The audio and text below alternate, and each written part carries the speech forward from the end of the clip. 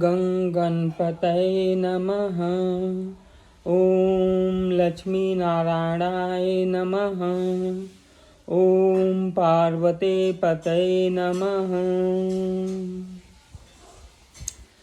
प्रातः अभिनंदन मित्रों, आज आप लोगों को मैं उस दुखद घटना के विषय में अवगत कराना चाहता हूं, जिसे आप लोगों ने पूरी तरह से मीडिया कर्मियों के द्वारा अपने अपने घरों के टेलीविज़न पे या समाचार पत्रों में आप लोगों ने पूरी तत्परता और ध्यानपूर्वक सुना होगा।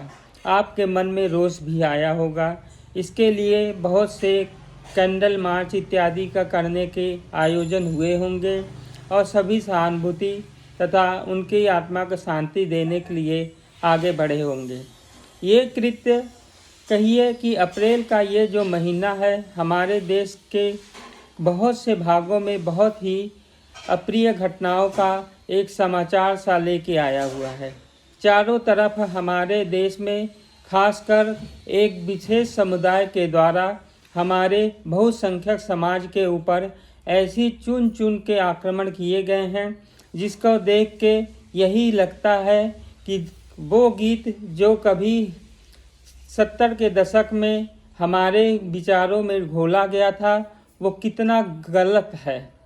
वो गीत जब मैं यहाँ पे आप लोगों के लिए कोट करता हूँ, मजहब नहीं सिखाता आपस में बैर करना, हिंदी है हम वतन हिंदुस्तान हमारा। ये जो लाइनें हैं यहाँ पे तो कितने सुंदर व्यक्ति या सुंदर रचना की गई थी कवि के द्वारा कि कोई भी धर्म जिसमें हिंसा और निर्दोष प्राणियों की हत्या नहीं सिखाता है, और हो भी सकता है ऐसा हो, लेकिन हम समस्त धर्मों के किताबों को तो नहीं पढ़े हैं। एकमात्र अपने हिंदू धर्मों के किताबों को, वो भी कुछ ही भागों को पढ़े हैं। पूरे समस्त जितने भी वेद पुराण उपनिषद इत्यादि हैं, सभी की ज्ञान हमारे पास नहीं है। लेकिन उनके जो एक ही बुक किताबें हैं उनके धर्मों में, वो इस तरह की बातों को यदि मानती होती तो जो हमारे सामने अभी दिखाई दे रहा है, या जो 15 दिनों में हमारे देश में जो कृत्य किए गए हैं, जो कि एक विशेष समुदाय के द्वारा टारगेट करके बहुसंख्यक समाज के उन लोगों पे ही आक्रमण किए गए जहां वो बहुत ही निम्न संख्या में थे, यानी उनकी वहां पे अल्पसंख्यक समुदाय थे। लेकिन उनके ऊपर जो हमले हुए, उन हमलों में उनकी जान माल, उनके जीने खाने की रोजमर्रा की चीज़ें, यहाँ तक कि उनके इज्जत आबरू को भी हमला करने का पूरी तरह से प्लानिंग करके किया गया और उन्हें अपना सब कुछ छोड़ छाड़ के यहाँ से भागना पड़ा।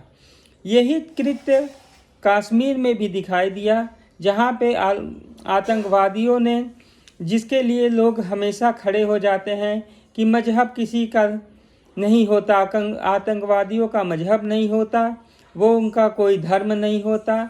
उन सभी ने सभी पर्यटनकारियों या वहाँ पे उपस्थित लोगों में नाम पूछ के उनके धर्म को पूरी तरह से प्रूफ करके तब उन्हें गोली मारा गया। और धर्म कौन सा? यदि वो विशेष समुदाय या मुस्लिम समुदाय के नहीं हैं तो उन्हें गोली मारा गया। ये चीज़ें जो विगत 10-15 दिनों में हुई हैं, इससे यही दिखाता है कि हम जिन लोगों को सोचते हैं कि बहुत अच्छे हैं, तो अच्छाइयाँ तो हैं, लेकिन वो जैसे अपवाद के तौर पे हर जगह दिखाई देती है, यहाँ भी लाखों करोड़ों में एकाध कुछ मिल जाते हैं। बाकी सब में वही जहर भरा हुआ है, जो जहर कभी किसी दूसरे को अपने से आगे या अपने के साथ नहीं रहना चाहते या नहीं बनाना चाहते। वैसे देश की बात करने वाले, संविधान की रक्षा करने वाले और बहुत से पार्टियों के राजनीतिक दल जो इस समय पूरी तरह से मौन है, जिनके हाय तौबा मचाने का कोई परिस्थिति नज़र नहीं आ रहा है। न ही इस विशेष समुदाय के द्वारा जितने भी मौलाना, मौलवी इत्यादि हैं, कोई भी इनके इस निर्मम हत्या को पूरी तरह से विरोध करने के लिए सड़कों पे नहीं उतरे, लेकिन उनके किसी भी स्वार्थ की पूर्ति के विरुद्ध यदि कोई प्रशासनिक कार्रवाई की जाती है तो वो रुदाली की तरह सीना पीट पीट के रोना प्रारंभ कर देते हैं और मार्ग रास्ते पे आकर अपना पूरी तरह से विरोध जताते हैं।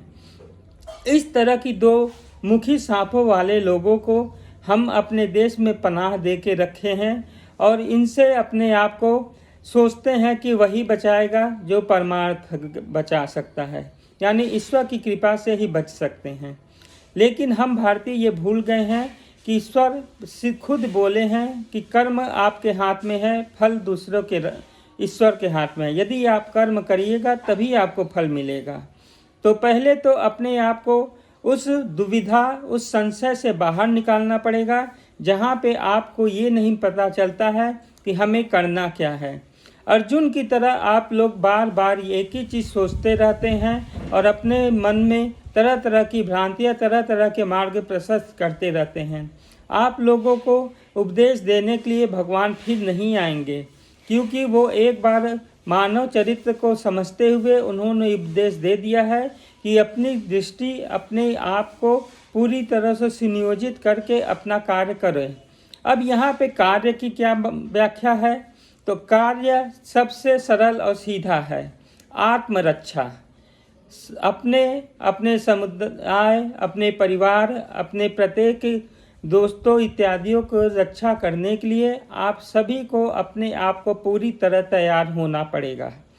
किसी भी समय, किसी भी परिस्थिति के लिए आपको हर समय एक साथ खड़े होना पड़ेगा, क्योंकि देव देव आलसी पुकारते हैं और ईश्वर केवल उन्हीं की मदद करता है जो खुद वो अपने मदद करने के लिए प्रयास करते हैं या आगे बढ़ते हैं। आप एक कदम आगे बढ़ोगे तो ईश्वर आपके लाखों कदम आगे बढ़ाएंगे। इसलिए कर्म के लिए अपने आप को कस लो, तैयार कर लो, और सबसे बड़ा धर्म और कर्म है आत्मरक्षा तथा अपने परिवार के, अपने कुटुंब के, अपने राज्य देश सबकी रक्षा करना आपका कर्तव्य है। इसलिए सबसे पहले कर्तव्य को पालन करते हुए अपने आप को सुदृढ़, बहादुर और पूरी तरह से किसी भी संशय से दूर रहिए कि आत्मरक्षा के लिए यदि किसी का प्राण हरण करना हो तो भी आप किंचित मात्र संकोच न करें, क्योंकि यही आज के जंगल राज का यही एक मूल मंत्र रह गया है और इसके लिए आपको हर समय तत्पर और तैयार रहना होगा। जय हिंद, वंदे मातरम।